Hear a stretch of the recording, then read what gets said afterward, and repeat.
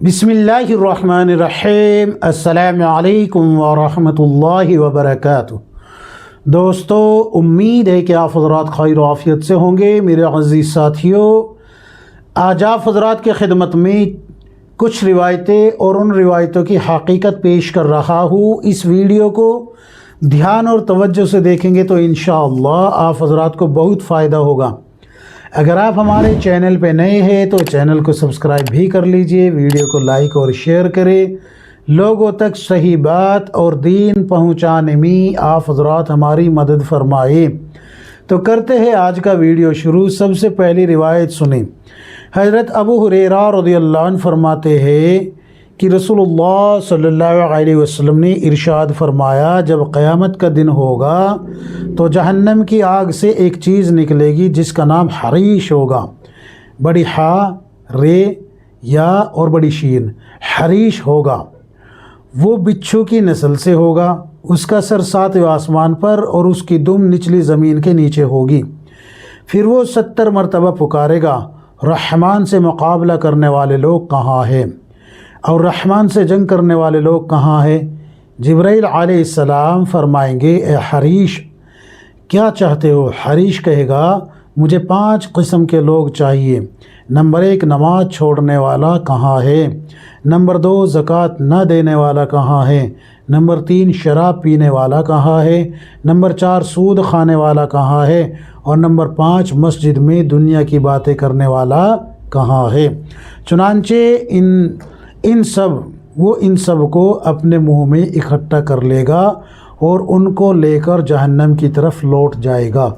ये रिवायत आप सल्लल्लाहु अलैहि वसल्लम की तरफ मंसूब करके बयान की जाती है। रावी हज़रत अबू हुरैरा रज़ियल्लाहु अन्हु को बनाया जाता है।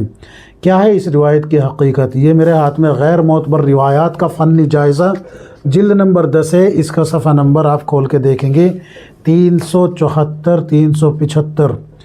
इस रिवायत की हकीकत यह है कि तलाश बिस्यार के बावजूद ये रिवायत सनदन ताखाल इन्हीं अल्फाज के साथ सियाक के साथ कहीं भी नहीं मिल सकी।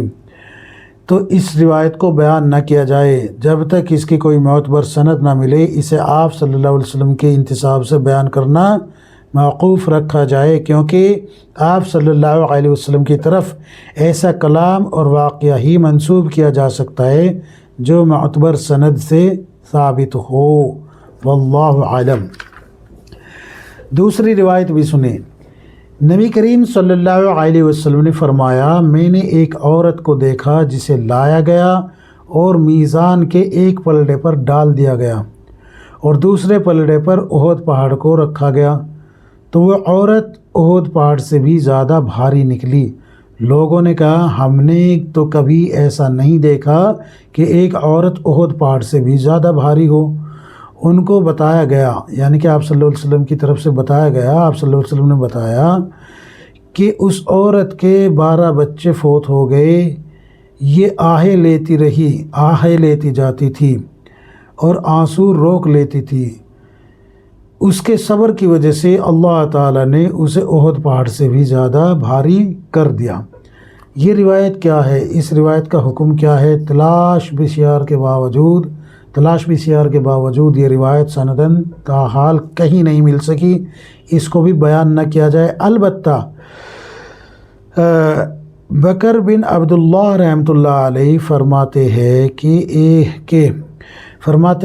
एक औरत को ख्वाब में दिखाया गया कि उसे मीज़ान के पलड़े की तरफ लाया गया और उसमें रख दिया गया और दूसरे पलड़े पर उहद पहाड़ को रखा गया।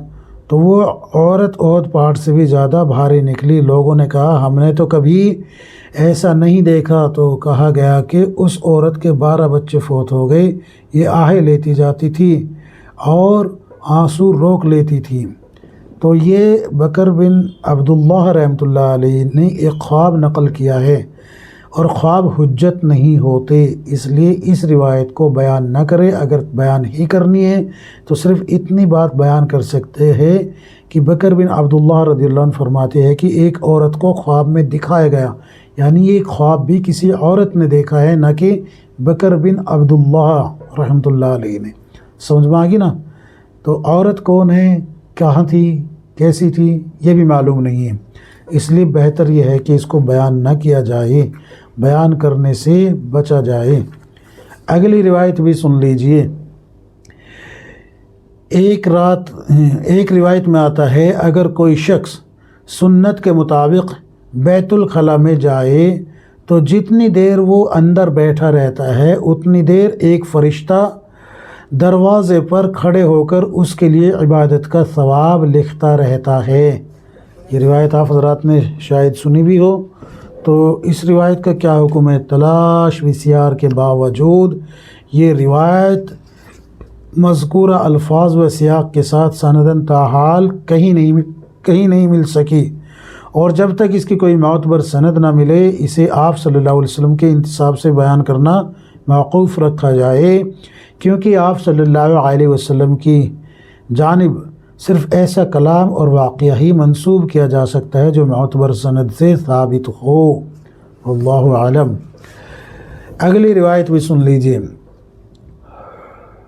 حضرت حسان بن ثابت رضی اللہ عنہ فرماتے ہیں، جب میں نے رسول اللہ صلی اللہ علیہ وسلم کے چہرہ انوار کی طرف دیکھا تو میں نے اپنے ہاتھوں کو اپنی آنکھوں پر رکھ لیا کہ کہیں میری بینائی نہ چلی جائے۔ اس روایت کا کیا حکم ہے؟ اس روایت کا حکم بھی یہی ہے کہ بھائی یہ بھی تلاش وسیار کے باوجود کہیں بھی نہیں مل رہی، اس کو بھی بیان نہ کیا جائے۔